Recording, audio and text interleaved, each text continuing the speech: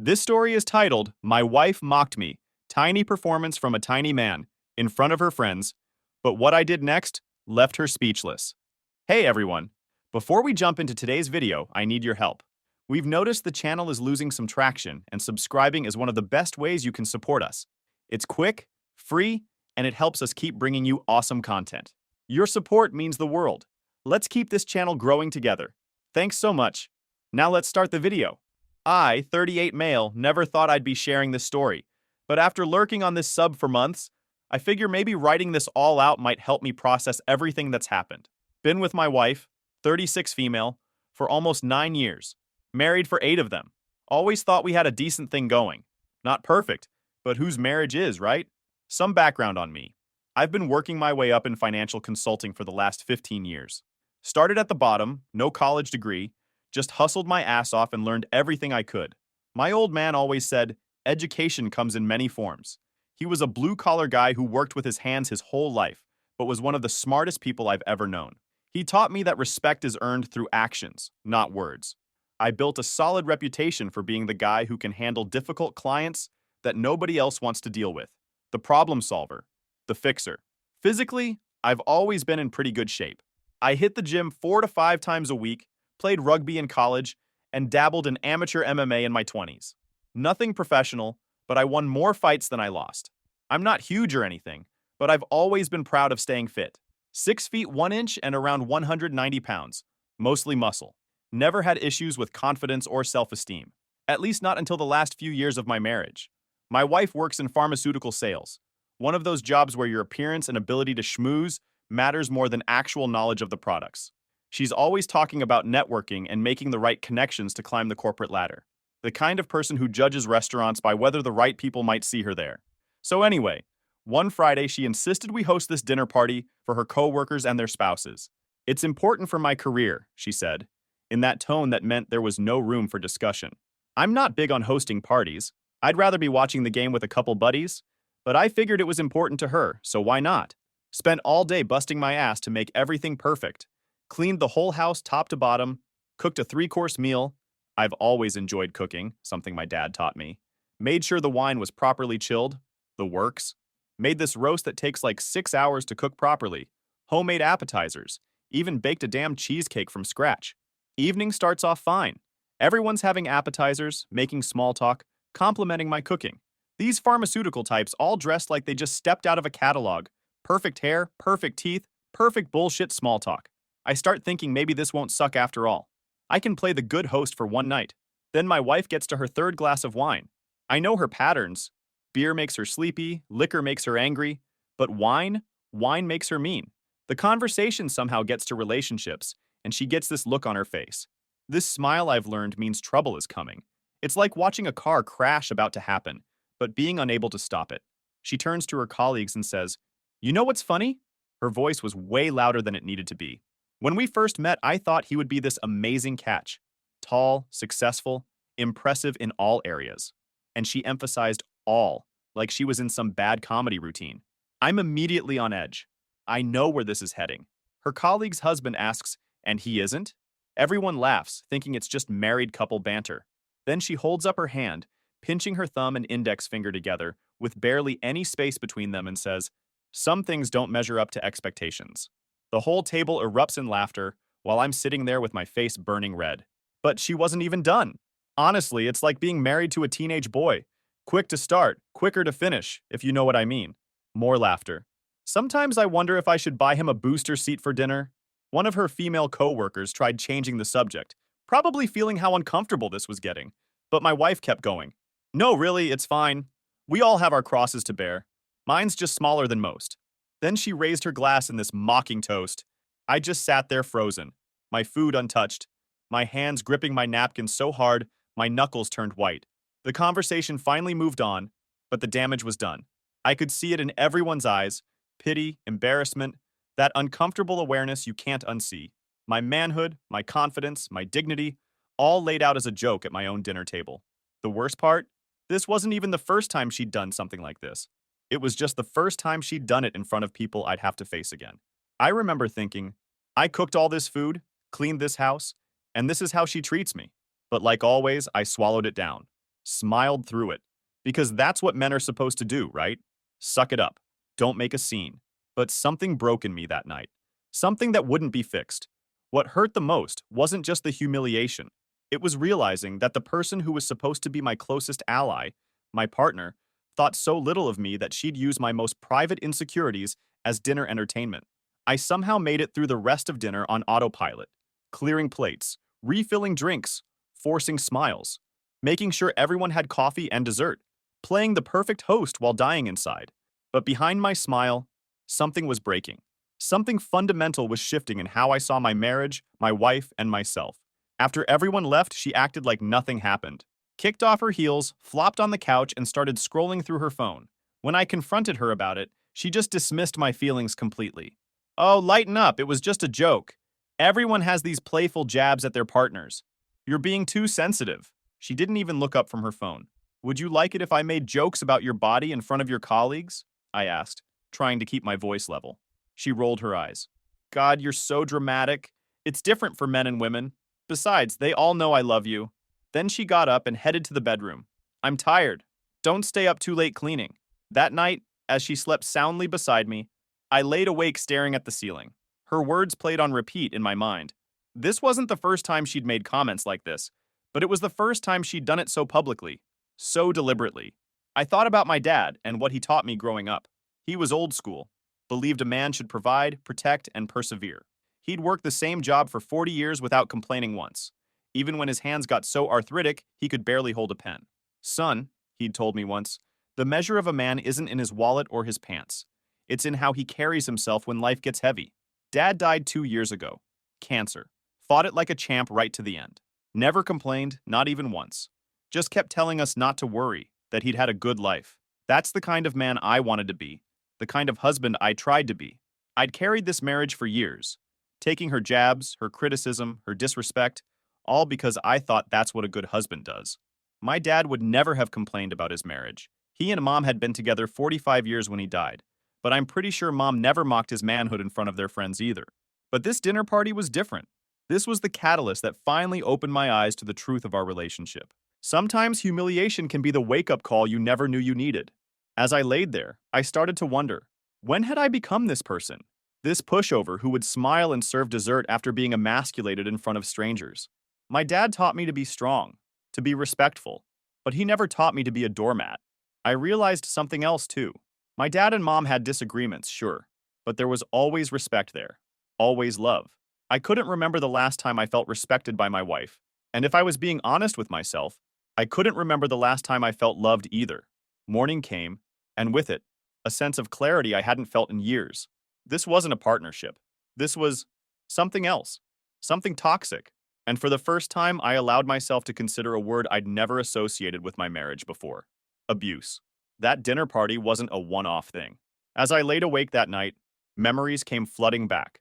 A constant stream of small cuts that had slowly bled my self-worth dry over our years together. In the beginning, her comments were subtle, disguised as jokes or helpful suggestions. Maybe you should wear shoes with thicker soles, she'd say, before we went to events with her colleagues. It might help you look more authoritative. I'd laugh it off, thinking she was just being practical. You might want to let me order for both of us, she'd say at restaurants with her friends. You always choose the wrong wine. Then she'd pat my hand like I was a child. This despite the fact that I've always been in great shape. I used to compete in amateur MMA fights in my 20s. Nothing professional, but I held my own. She knew this. Hell, I have a small trophy case in our basement that she insisted we hide away when her parents first visited. It seems so aggressive, she'd said. I don't want them to think you're some kind of meathead. She'd always find ways to minimize my accomplishments while highlighting her own. When I closed a big account at work, she'd say, "That's nice," and change the subject. But if she got the smallest recognition at her job, we'd have to go out to celebrate, and she'd talk about it for weeks. Then came the bedroom comments. What started as guidance quickly turned into criticism. Is that it? She'd ask with visible disappointment. Already? Or worse, she'd sigh and turn away mumbling, "Don't worry about it. I'm used to it by now." Each time I tried harder to please her, only to face more disappointment, more sighs, more subtle head shakes. I remember this one time I suggested trying something new in bed. Nothing crazy, just mixing things up a bit. She laughed and said, "That's cute, but you can barely handle the basics. Let's not get ahead of ourselves." After a while, I stopped initiating. Why set yourself up for failure, right? Then she started complaining that I never initiated anymore. Most husbands actually want to sleep with their wives, she'd say. It was like being trapped in a no-win situation. My promotion at work 3 years ago should have been a celebration. I'd finally made regional manager after years of grinding, a 40% pay increase, and a company car. Instead, when I proudly told her about it, she responded, "That's nice. I guess they must not have had many options this year," then immediately changed the subject to her own work accomplishments. I remember standing in our kitchen, bottle of Macallan 18 unopened, as she talked about herself for 40 minutes straight. I'd bought that bottle to celebrate with her. Ended up drinking it alone in the garage a month later while working on my project car, a '69 Camaro I'd been restoring for years. The garage became my sanctuary, the one place she rarely went because she didn't like the smell. In retrospect, it was probably the only part of my life she hadn't completely invaded and critiqued. Family gatherings were another battlefield. She'd introduce me to distant relatives with a hand on my shoulder, saying things like, "This is my husband. He's not what I expected when I dreamed about marriage as a little girl. But we make do, don't we, honey?" All while wearing that perfect smile that made everyone think she was just being playfully affectionate. When we'd shop for clothes, she'd hold up smaller sizes and say, "Maybe someday," right in front of store assistants. If I tried something on that I liked, she'd frown slightly and say, "It's fine if that's what you want, but it doesn't really do you any favors." Even my hobbies weren't safe. When I started taking boxing again, something I'd always enjoyed, she laughed and told her friends on the phone, "It's his midlife crisis, I think. He's trying to recapture his glory days, but mostly he just comes home sore and whiny." I stopped going after 3 months. The worst was when my dad got sick. Instead of supporting me through one of the hardest times of my life, she turned it into a chore. "Do we have to go visit him again? We just went last weekend." Or, "I don't see why you need to be there so much. The doctors are doing everything they can." The night after his funeral, she complained that I was bringing the mood down at home and suggested I try to move on. My father wasn't even in the ground yet, and she was telling me to get over it. Looking back now, I can see so clearly what I couldn't see then. This was a pattern of systematic emotional abuse. Death by 1,000 cuts, each one small enough to dismiss individually, but together they had nearly destroyed me. The most messed up pattern was how she'd build me up in private, just enough to tear me down in public. She'd say I looked handsome as we got ready for an event, only to later tell everyone how she had to help me coordinate my outfit because I dressed like a colorblind teenager. She'd praise a meal I cooked at home, then tell dinner guests I was still learning basic techniques. Our vacations followed the same script. She'd criticize my planning abilities, my navigation skills, my restaurant choices, all while documenting our perfect couple moments for social media. The contrast between her online portrayal of our marriage and the reality was crazy. The night after that dinner party, scrolling through her Instagram, I saw she'd posted photos from the evening. Amazing dinner with amazing friends and my amazing husband who made it all happen. The comments were filled with heart emojis and couple goals responses. That's when it truly hit me. I was living in two different marriages.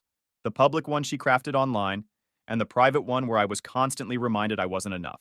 As morning light came through our bedroom curtains, I realized with startling clarity, this wasn't love. This was abuse, and it had been happening for years. The realization that I was in an abusive marriage changed something fundamental inside me. For the first time, I started paying attention to the little things I'd been ignoring, like how protective she was with her phone, how she'd always turn it face down when I entered the room, how she'd step outside to take certain calls claiming they were work-related, even at 10 p.m. on weekends. I'd never been the jealous type. I trusted her completely, even when friends hinted I maybe shouldn't. "All those overnight conferences," my buddy Mike had said once, "just seems convenient." I'd shut him down immediately.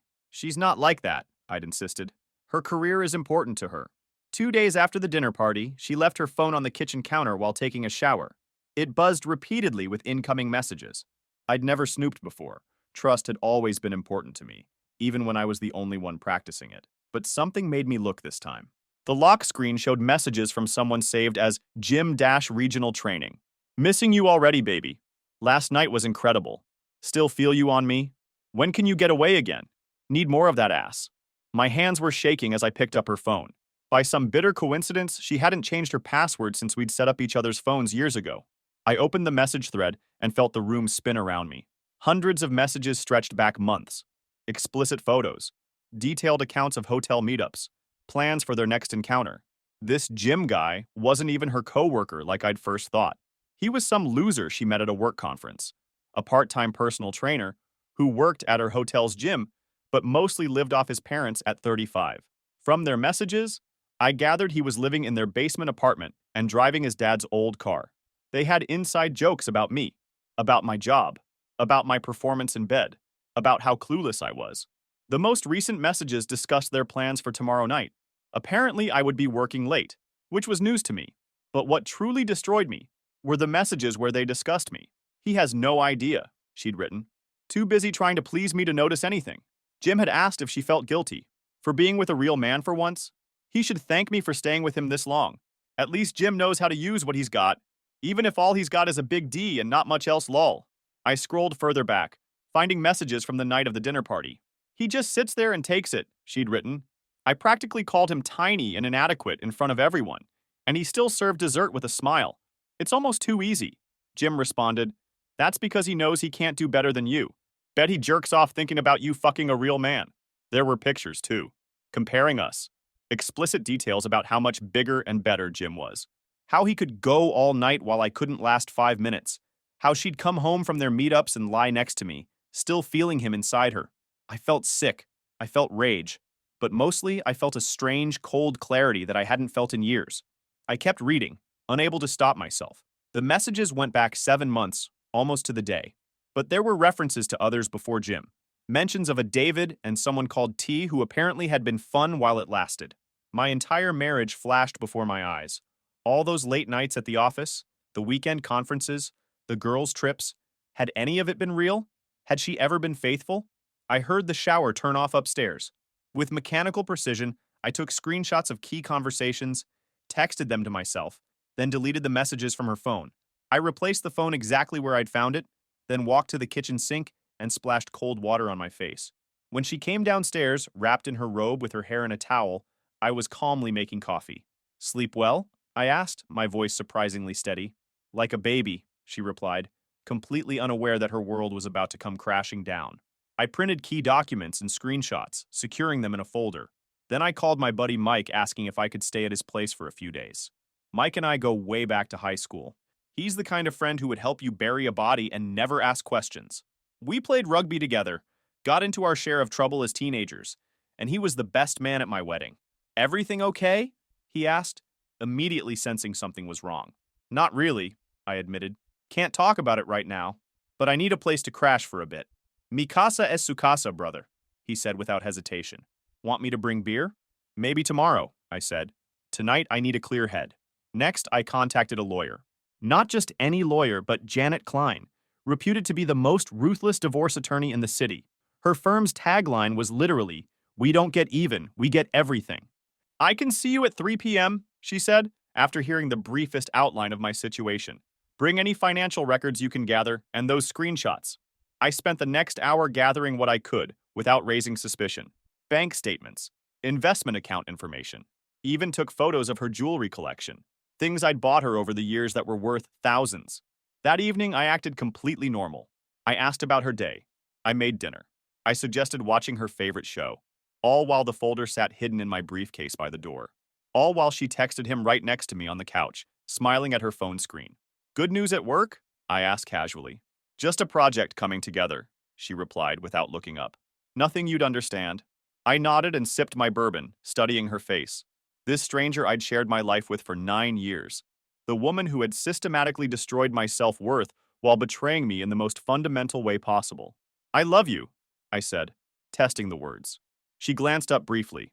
Love you too, she responded automatically before returning to her phone. That moment of practiced, empty routine made everything crystal clear. I wasn't just being belittled and mocked. I was being actively deceived by someone who held no real love for me. And for the first time since this nightmare began, I felt something unexpected rising within me. Not heartbreak, not even anger, but a cool, clarifying resolve. It was time to end the charade. I'm not gonna lie. Part of me wanted to confront her right then, to throw her phone against the wall and watch her face as I laid out every detail I knew.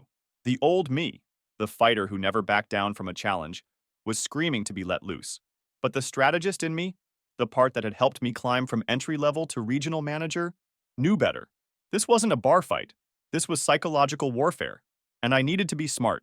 So I waited, and I planned. The meeting with Janet went exactly as I'd hoped. She was cold, calculating, and completely on my side. This is an extremely strong case, she said, reviewing the evidence I'd gathered.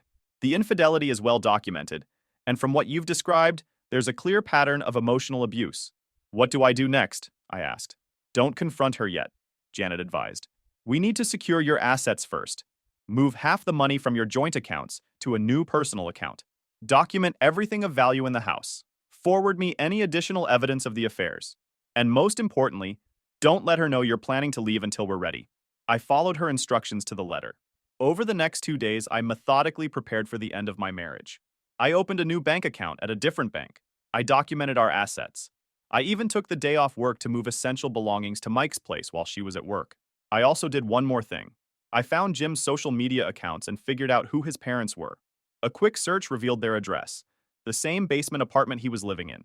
I did some digging and found out his dad was actually a pastor at a local church. That information might come in handy later. Everything was in place for the confrontation I knew had to happen.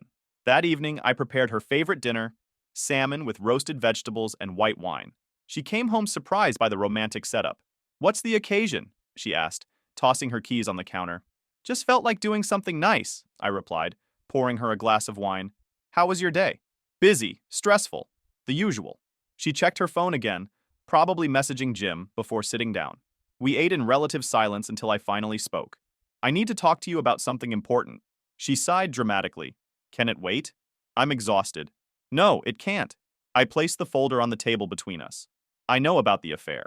Her expression cycled rapidly through shock, denial, and calculation before settling on indignation. What are you talking about? I opened the folder and laid out the evidence piece by piece. The hotel receipts, the text messages, screenshots, the restaurant bills, the phone records. You went through my phone? She snapped, attempting to flip the script. That's a complete invasion of privacy. Yes, I did, I admitted calmly. After years of your emotional abuse and public humiliation, I finally listened to my instincts. She laughed incredulously. Abuse? Are you serious right now? I've supported you through everything. You've belittled me at every opportunity, I countered. You've mocked my height, my performance in bed, my career, all while sleeping with some deadbeat who lives in his parents' basement. Her eyes widened. You don't know anything about Jim. I know enough. I know he's 35 and lives with mommy and daddy. I know his father's a pastor who would probably be fascinated to learn what his son has been up to. I know he's not even on your company payroll, despite you listing him as a work contact. Her strategy shifted instantly. Tears formed in her eyes. I made a mistake. It didn't mean anything. We can work through this. The affair is just one part of why this marriage is over, I explained, maintaining my composure. Even without it, I wouldn't stay with someone who treats me with such contempt. She reached across the table for my hand. I pulled back. You don't understand, she pleaded. I've been under so much pressure at work. He was just there. It was a moment of weakness. 7 months of moments, I corrected her. And the things you said about me? Her tears vanished, instantly replaced by cold fury. Fine. You want the truth? Yes, I've been unhappy. What did you expect? You never satisfied me. Not financially, not emotionally, not physically. I nodded, almost relieved to finally hear her honest thoughts. That's exactly why I'm leaving. I deserve better than someone who sees me that way. You, she scoffed. Better than me? Good luck finding anyone who will put up with your limitations. She gestured dismissively at my crotch. By limitations, do you mean my inability to detect bullshit? Because that's definitely improved recently. I smiled, feeling strangely calm. Or maybe you mean my limitation of believing my wife when she said she loved me? That one's cured too. Her face contorted with anger. You think this is funny? You think you can just walk away from me? I'm not walking away from you, I corrected her. I'm walking away from this. I gestured between us. This isn't a marriage. It's a performance. And I'm done playing my part. In that moment, looking at her beautiful face twisted with cruelty, I felt a strange sense of peace. This woman had never loved me. She'd only loved controlling me, diminishing me. I've already spoken to a lawyer, I said. The divorce papers will be ready tomorrow. I'll be staying elsewhere until it's finalized. Her expression changed again, panic breaking through the contempt. You can't be serious. Where will you go? What will people think? I don't care what people think anymore, I replied, standing up. That was always your concern, not mine. As I moved toward the door where I'd stashed my overnight bag earlier, she rushed after me, grabbing my arm. Wait! We need to talk about this. You can't just throw away 9 years. I removed her hand firmly. You threw them away. One comment, one lie, one betrayal at a time. You'll never make it without me, she hissed, her mask completely fallen now. You were nothing when I met you. I made you who you are. I laughed at that, genuinely amused. Is that what you tell yourself? That the regional manager with his own house and car was nothing? That the guy everyone at work respects was nothing? That's some impressive revisionist history. Where will you go? She demanded again. That's no longer your concern, I said simply. For the first time in our marriage, I saw something new in her eyes. Not love, not affection, but a stunned recognition that I was no longer under her control. You'll regret this, she whispered. You'll never find anyone like me. I smiled, genuinely. That's exactly what I'm counting on. I walked out of our house that night with just a duffel bag and my laptop. The cool evening air felt like freedom against my face. Mike was waiting in his truck at the end of the block. I'd arranged everything down to the minute. She followed me to the porch, her voice shifting between rage and desperation. You think this is some kind of movie moment? She shouted. You think you're teaching me a lesson? Get back inside. I kept walking, not looking back. Her voice changed again. Please, she called, softer now. I'm sorry, we can fix this. I'll go to therapy. I'll do whatever you want. For a second, my steps faltered, 9 years of habit nearly pulling me back into her orbit. She doesn't look happy, Mike observed as we drove away. She's not used to losing control, I replied. Later that night, after a few beers at Mike's place, he finally asked the question I knew was coming. What happened, man? I thought you guys were solid. I showed him some of the screenshots. His face darkened as he read them. Jesus Christ, he muttered. What a fucking psycho. I always thought there was something off about her, but this is next level. Yeah, I agreed, taking another swig of beer. The crazy thing is, I didn't even see it until now. It's like I've been underwater for years, and I just finally came up for air. Mike put his hand on my shoulder. You're gonna be okay, brother. You're staying here as long as you need, and when you're ready, we're gonna go out and celebrate your freedom. The next 3 days were a blur of practical matters. My lawyer expedited the divorce papers. I opened new accounts. I arranged for a moving company to collect my remaining possessions while she was at work. I found a small apartment and signed a 6-month lease. Throughout it all, my phone never stopped.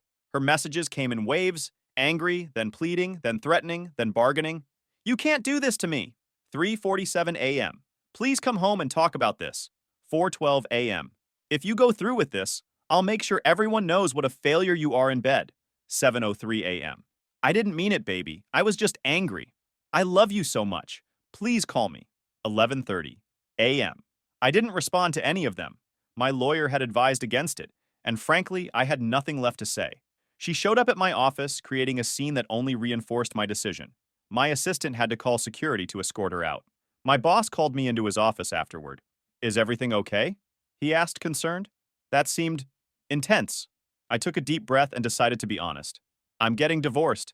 Found out my wife has been cheating on me, among other issues. To my surprise, he nodded sympathetically. Been there. My first wife had an affair with our neighbor. Worst time of my life, but trust me, it gets better. I hope so, I said.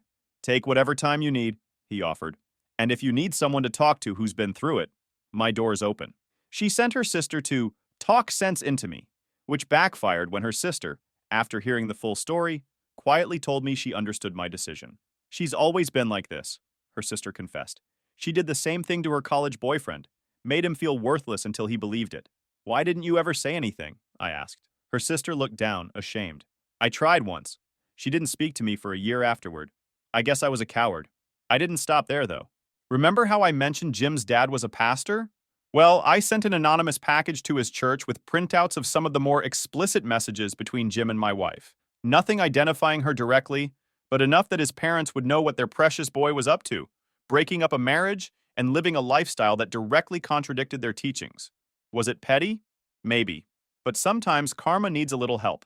On the 4th day, I returned to the house with a police escort to collect some personal items. I didn't trust the movers with family photos, heirlooms from my parents, important documents. She was waiting, eyes red and puffy. You called the police on me? She hissed as I entered. I'm just here for my things, I said, moving past her to her bedroom. She followed me, watching silently as I collected what remained of my life before her. What about all the good times? She finally asked. You're just throwing everything away? I paused, considering my answer carefully. Number you did that when you decided I wasn't enough. I never said you didn't have to say it. You showed it every day in 1,000 tiny ways. For the first time, she seemed to have no response. She stood in the doorway, diminished somehow, as I carried my box toward the front door. As I reached the threshold, she made one last attempt. Your name is still on the mortgage, she said. You're still responsible for half. I nodded. The lawyer will sort that out. Sell the house if you need to. I can't afford it alone, she admitted, vulnerability breaking through her armor. That's not my problem anymore. Her face contorted with a flash of the old contempt. This is exactly why I needed someone else. You're too weak to even fight for our marriage. I looked at her, really looked at her, one last time. In that moment, I saw her clearly. Not the goddess I'd placed on a pedestal, not the cruel manipulator of recent days, but just a flawed, insecure person who had built herself up by tearing others down. I'm not fighting for something that hurts me, I said simply. That's not weakness. That's self-respect. I closed the door behind me, her first genuine sob breaking through as it clicked shut. The sound followed me down the walkway, raw, uncontrolled, and strangely satisfying. In the police officer's car, I exhaled fully for what felt like the first time in years. My phone buzzed again with her incoming call. I turned it off. All good? The officer asked. Getting there, I replied, watching our house shrink in the side mirrors as we drove away. The officer, an older guy with graying temples, nodded knowingly. Been on a lot of these domestic calls. Never gets easier. Domestic? I'm not. I started to protest. Not all abuse leaves bruises, son, he said quietly. Seen plenty of men in your position. Nobody talks about it much, but it happens. I hadn't really thought about it in those terms before. Me, a victim of domestic abuse. It didn't fit the image I had of myself. But then again, neither did cheated on husband or divorced guy at 38. Life has a way of giving you identities you never asked for. 6 months can change everything. The divorce was finalized faster than expected. She didn't contest it once she realized I wouldn't return. Janet, my lawyer, was ruthlessly efficient. We got a fair division of assets, and I didn't try to take her to the cleaners even though I probably could have. I just wanted out. The house sold quickly in a hot market, and after splitting the proceeds, I had enough to place a down payment on a sleek condo downtown, closer to my office. 2 bedrooms, industrial style with exposed brick and big windows. The complete opposite of the suburban McMansion we'd lived in. This place actually felt like me. I later heard through mutual friends that her pharmaceutical company downsized her division 2 months after our separation. Apparently, her boss had been protecting her mediocre performance because they were having an affair too.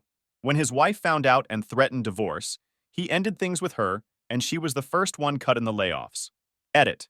Lots of questions about whether I was weak for not confronting her earlier or not fighting harder for the relationship. Listen, guys. Staying in an abusive relationship isn't strength. Leaving one is. And fighting for a relationship only works when both people are fighting for the same thing. If you're with someone who constantly makes you feel inadequate, who betrays your trust, who mocks you in front of others, that's not love. That's possession. Know the difference. Edit 2. For the dudes asking how to know if you're in an abusive relationship, if you constantly walk on eggshells around your partner, if you can't remember the last time you felt respected by them, if they build themselves up by tearing you down, if they isolate you from friends and family, those are pretty big red flags. Check out Dr.